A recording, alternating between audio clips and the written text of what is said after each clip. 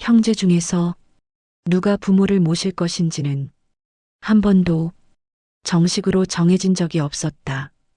그저 자연스럽게 그렇게 흘러갔을 뿐이었다. 부모가 조금씩 불편해지기 시작했을 때 형제들은 각자 바쁜 이유를 하나씩 꺼냈다. 요즘 회사가 너무 바빠서 아이들 때문에 도저히 시간이 안 돼. 지금은 상황이 좀 어려워. 그 말들 사이에서 나는 아무 말도 하지 않았다.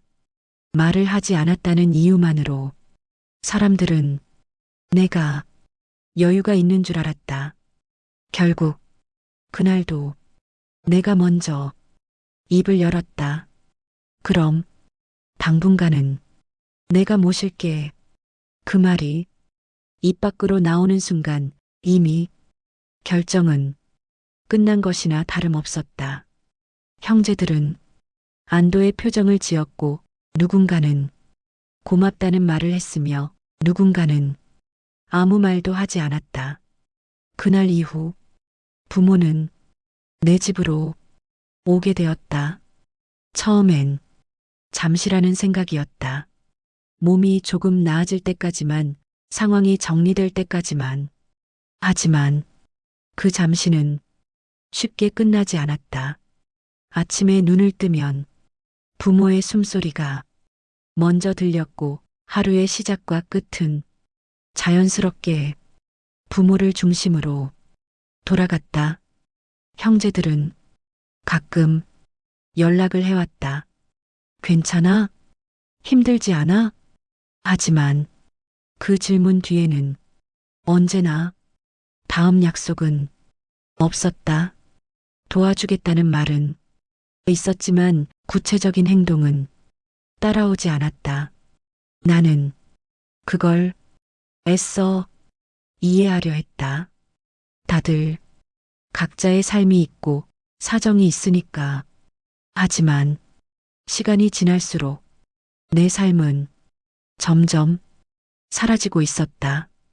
약속은 미뤄졌고 외출은 줄었고 집안의 공기는 늘 긴장 속에 있었다. 그 와중에도 형제 중 한 명은 이렇게 말했다. 그래도 내가 모시니까 부모님이 제일 편하시잖아. 그 말은 칭찬처럼 들렸지만 내게는 역할을 고정시키는 말처럼 들렸다. 그 순간 나는 이 부양이 선택이 아니라 책임이 되어버렸다는 걸 느꼈다. 그리고 그 책임이 어느새 당연한 일이 되어가고 있다는 사실이 가장 두려웠다. 부모를 모시기 시작한 뒤 형제들의 태도는 눈에 띄게 달라졌다. 처음엔 연락이 잦았다. 안부를 묻고 필요한 건 없는지 확인했다. 하지만 그 관심은 오래가지 않았다. 시간이 조금 지나자 연락은 점점 의무처럼 바뀌었다. 요즘은 어때? 아직도 많이 불편하시지? 그 질문들에는 대답이 정해져 있었다. 괜찮아. 조금 나아지셨어. 그렇게 말하면 대화는 금방 끝났다. 형제들은 부모의 상태보다 내가 감당할 수 있는지에 더 관심이 있어 보였다. 어느 날은 병원비 이야기가 나왔다. 이번 달 병원비가 좀 많이 나왔어. 내가 조심스럽게 말하자 형제 중 한 명이 이렇게 답했다. 영수증 나중에 정리해서 보내줘. 그 말은 나누겠다는 뜻처럼 들렸지만 구체적인 약속은 없었다. 며칠이 지나도 아무 말이 없자 내가 다시 이야기를 꺼냈다. 그러자 돌아온 답은 생각보다 담담했다. 이번 달은 좀 빠듯해서. 그 말에 나는 고개를 끄덕였다. 다들 사정이 있을 테니까. 하지만 그 다음 달도 상황은 달라지지 않았다. 어느새 병원비와 생활비는 자연스럽게 내 몫이 되어 있었다. 형제들은 내가 제일 가까이 있으니까, 내가 제일 잘 아니까 라는 말을 자주 했다. 그 말들은 이유처럼 들렸지만 사실은 거리두기의 표현이었다. 나는 부모를 모신다는 이유로 결정도 책임도 비용도 모두 떠안고 있었다. 그런데도 형제들은 여전히 이렇게 말했다. 그래도 우리가 같이 모시는 거잖아. 그 말이 가장 혼란스러웠다.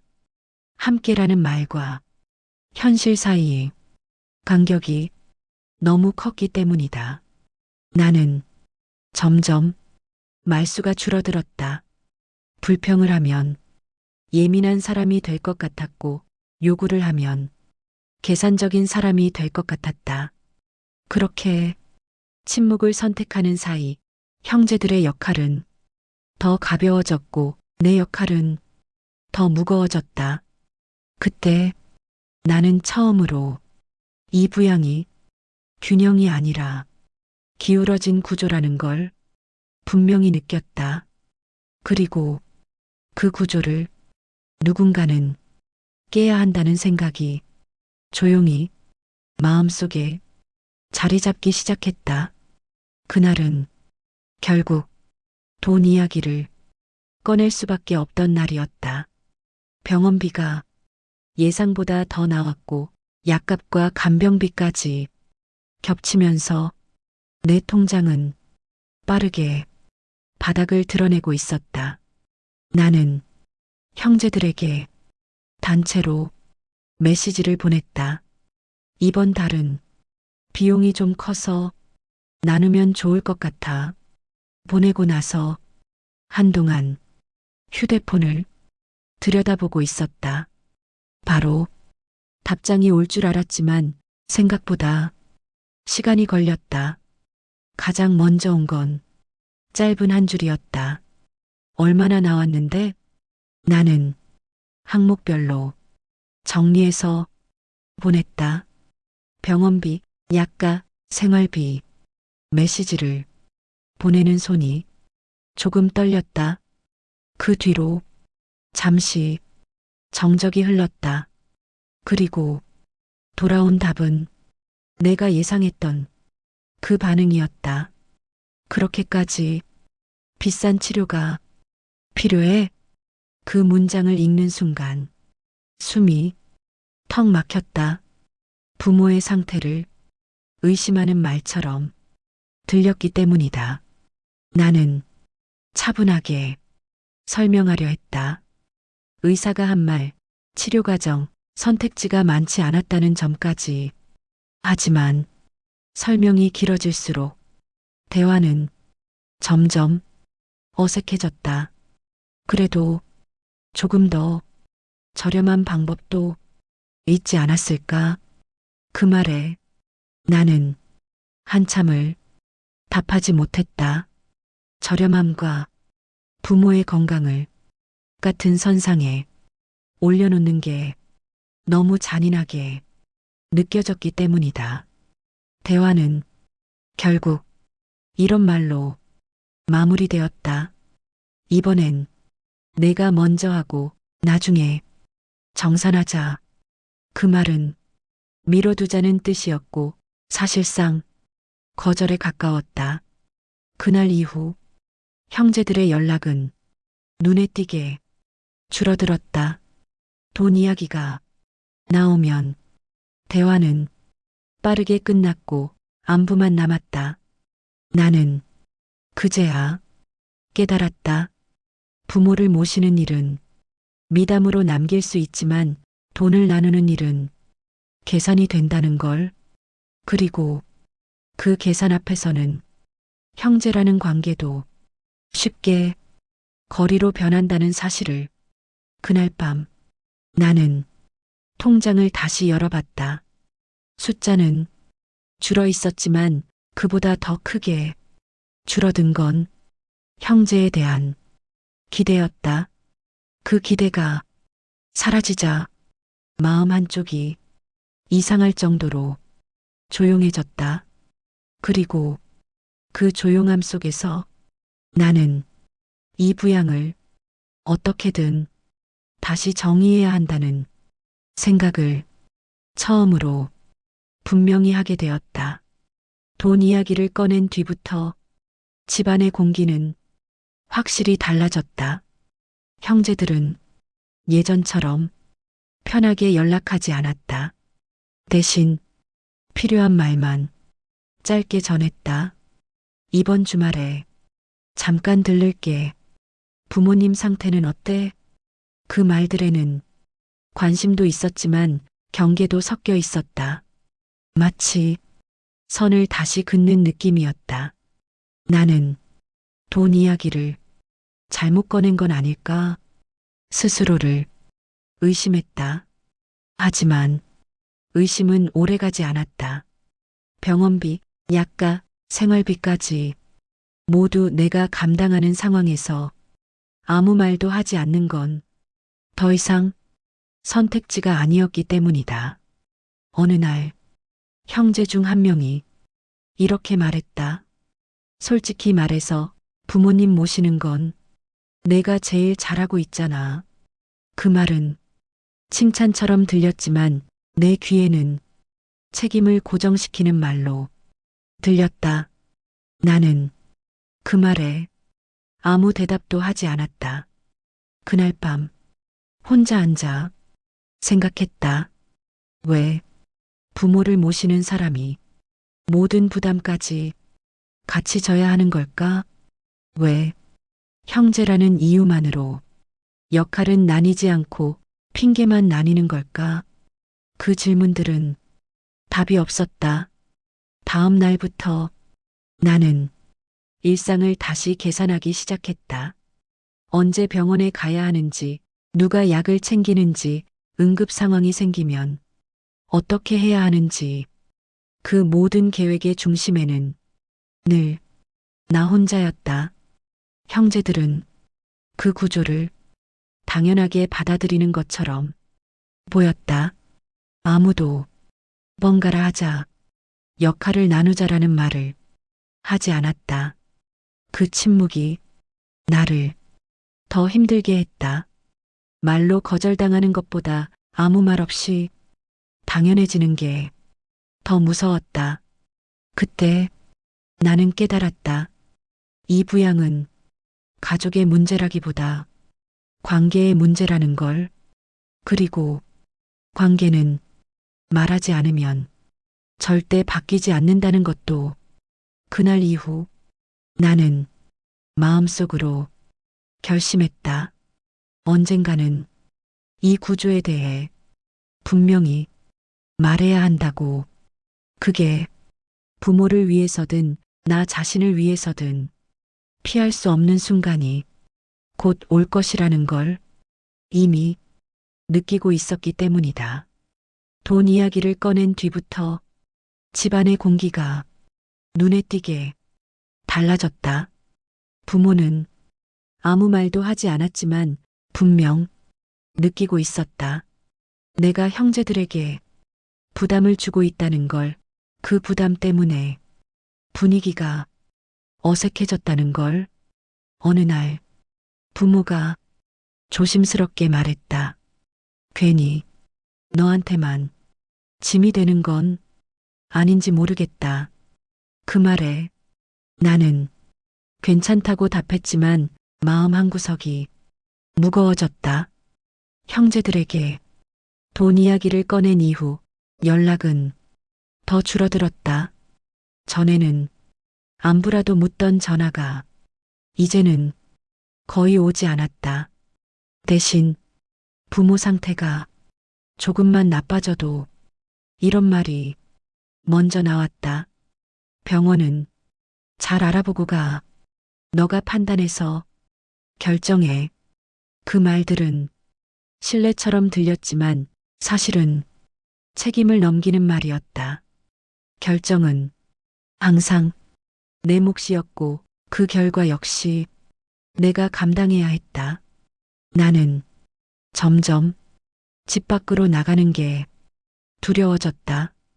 혹시라도 부모에게 무슨 일이 생기면 모든 책임이 나에게 돌아올 것 같았기 때문이다. 형제들은 그 두려움을 알지 못했다. 아니, 알면서도 굳이 알려 하지 않았는지도 모른다. 어느 날 형제 중 한 명이 이렇게 말했다. 그래도 부모님은 내가 모시는 게 제일 낫다. 그 말은 나를 위한 말이 아니라 현 상황을 고정시키는 말처럼 들렸다. 그 순간 나는 이 부양이 임시가 아니라 영구적인 역할이 되어가고 있다는 걸 확실히 느꼈다. 그리고 그 역할에서 빠져나오는 방법은 아무도 말해주지 않았다. 집안에서 나는 점점 말을 아꼈다.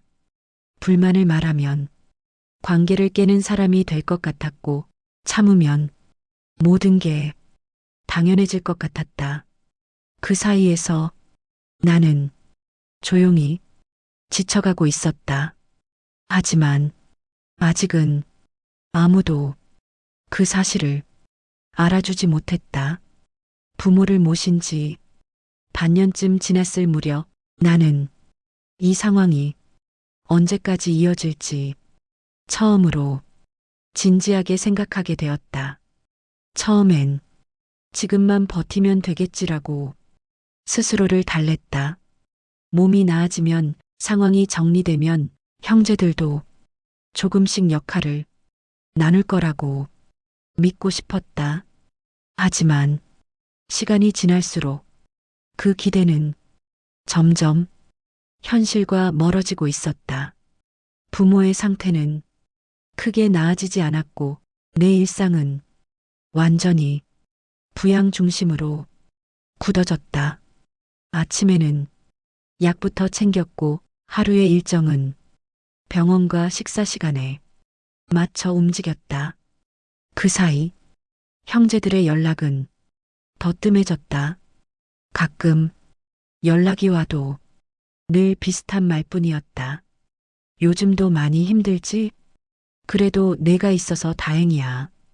그 말들을 들을 때마다 마음 한편이 묘하게 비어갔다. 힘들다는 걸 알고 있으면서도 그 힘듦을 함께 나눌 생각은 없어 보였기 때문이다.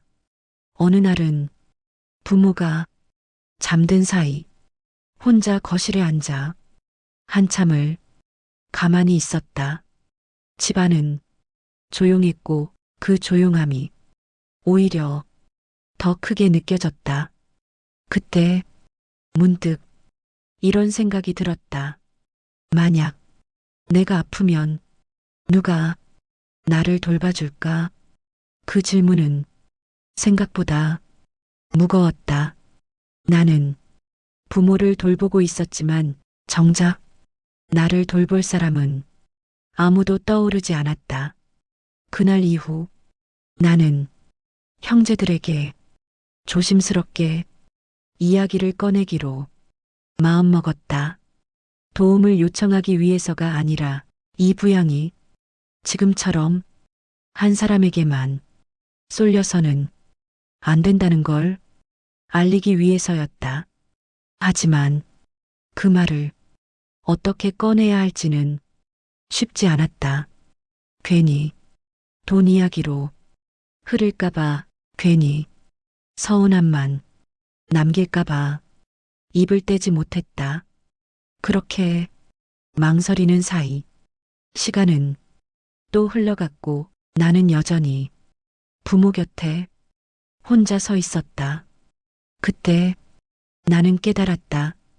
이 부양은 누군가가 그만이라고 말하기 전까지는 절대 자연스럽게 끝나지 않는다는 걸.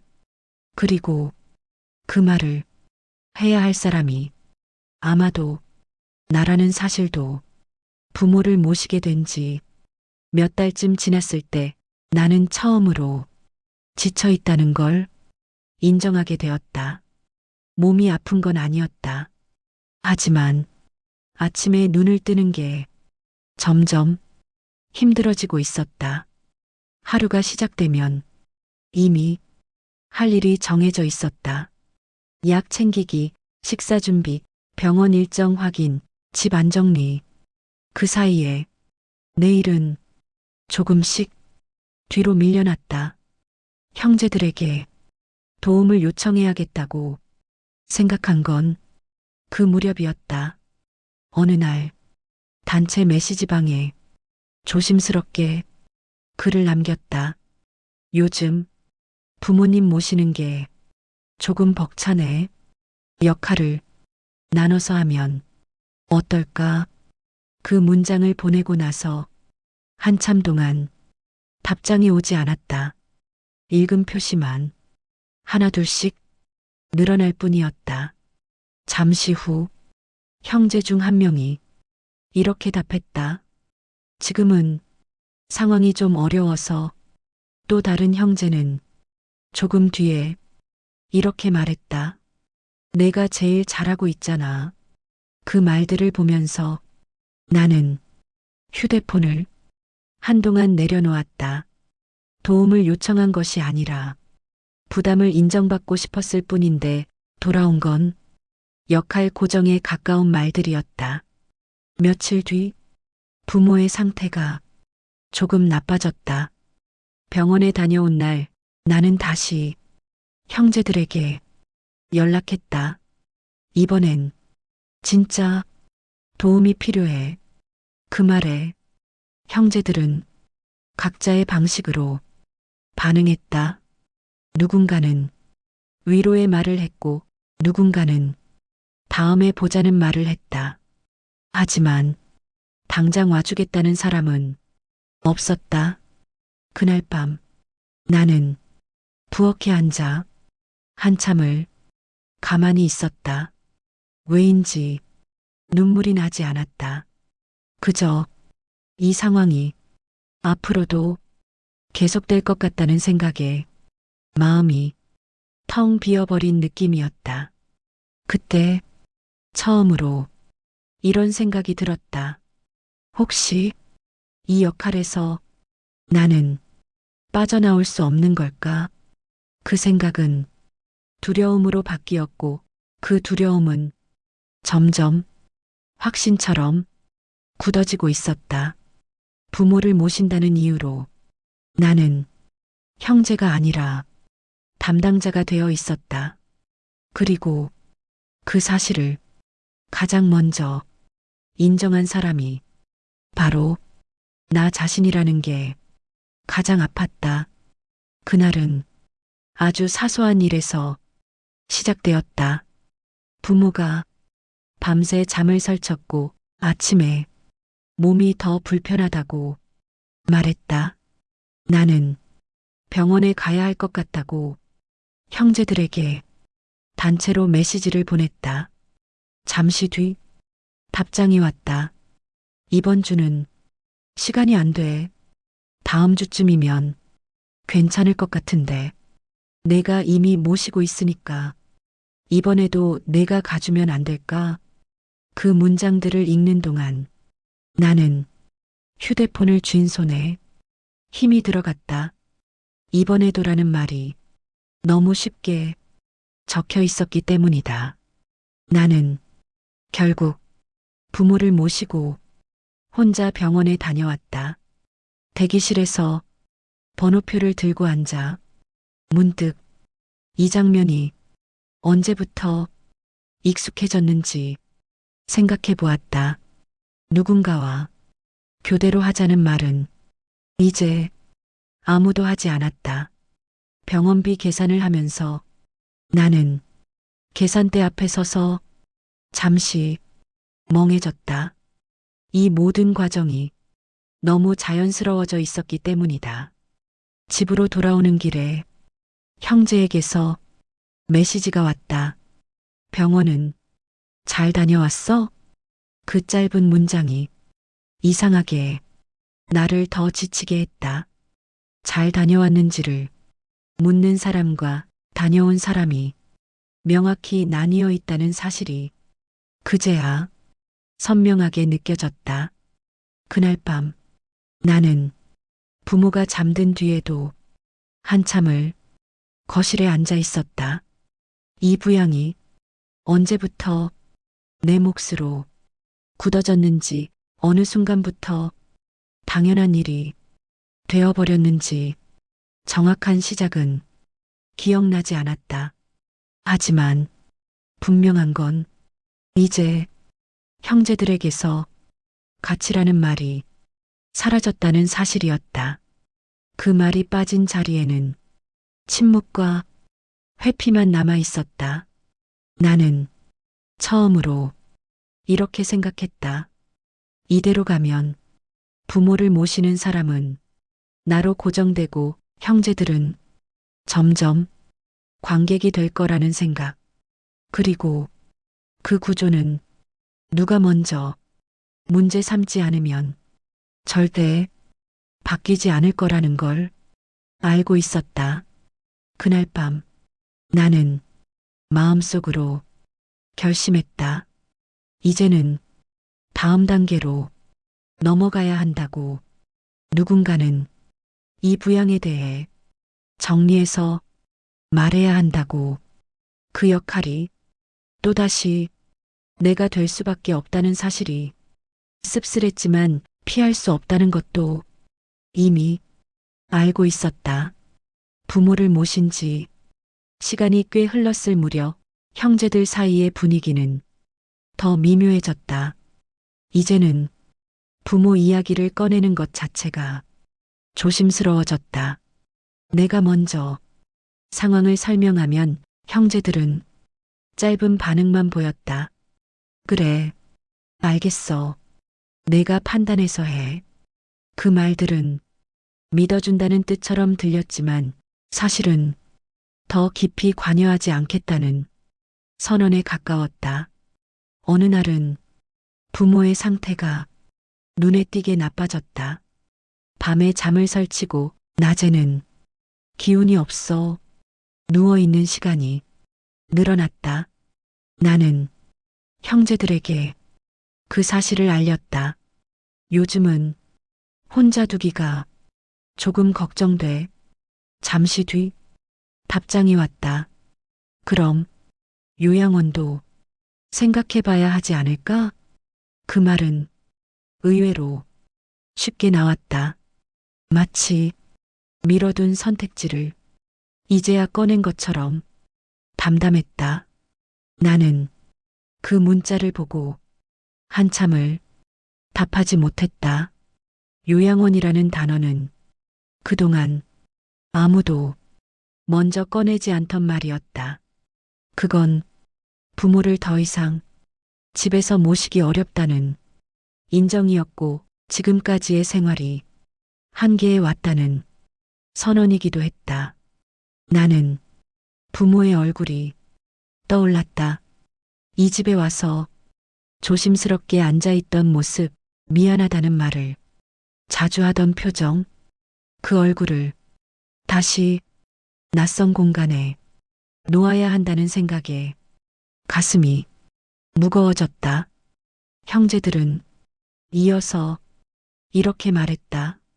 내가 제일 가까이 있으니까 내가 한번 알아봐줘. 그 말에 나는 쓴웃음을 지었다. 결정은 모두가 함께 내리자고 하면서 과정은 여전히 내 몫이었다.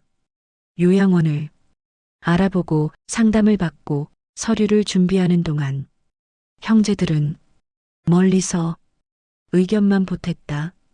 거긴 별로래. 비용이 너무 비싼 거 아니야? 조금 더 알아봐. 그 말들은 도움이라기보다 부담이었다. 그때 나는 분명히 느꼈다. 부모를 모신다는 건 같은 마음을 나누는 일이 아니라 같은 책임을 나누는 일이어야 한다는 걸. 하지만 그 책임은 끝까지 나에게만 머물고 있었다. 그날 이후 나는 더 이상 형제들에게 기대하지 않게 되었다. 누가 더 많이 냈는지, 누가 덜 도왔는지 따지는 일도 멈췄다. 그 대신 하나를 분명히 했다. 부모를 모시는 건 형제 모두의 책임이지 한 사람의 희생으로 유지될 일이 아니라는 것. 처음에는 그 말을 꺼내는 것조차 두려웠다. 관계가 깨질까봐, 욕심 많은 사람으로 보일까봐. 하지만 말하지 않으면 아무것도 바뀌지 않는다는 걸 이미 몸으로 겪고 있었다. 나는 조용히 경계를 세웠다. 할 수 있는 것과 할 수 없는 것을 분명히 나누었다. 그 과정에서 관계는 조금 서먹해졌고 연락은 줄어들었다. 하지만 이상하게도 마음은 조금 가벼워졌다. 부모를 모시는 일은 여전히 쉽지 않다. 지금도 하루하루가 버겁다. 그래도 이제는 모든 걸 혼자 짊어지고 있다는 느낌은 아니다. 이 이야기를 전하고 싶었다. 형제 중 한 사람이 부모를 모신다고 해서 그 책임까지 혼자 떠안아야 하는 건 아니라는 걸, 부양은 미담이 아니라 구조의 문제라는 걸 누군가는 처음부터 말해야 한다. 불편하더라도, 늦었다고 느껴지더라도, 침묵이 길어질수록 부담은 한 사람에게만 쌓이게 되니까. 나는 이제 부모를 모시는 사람이지 모든 것을 감당하는 사람은 아니다. 그 차이를 알게 된 것만으로도 이 시간은 완전히 헛되지는 않았다고 생각하고 있다.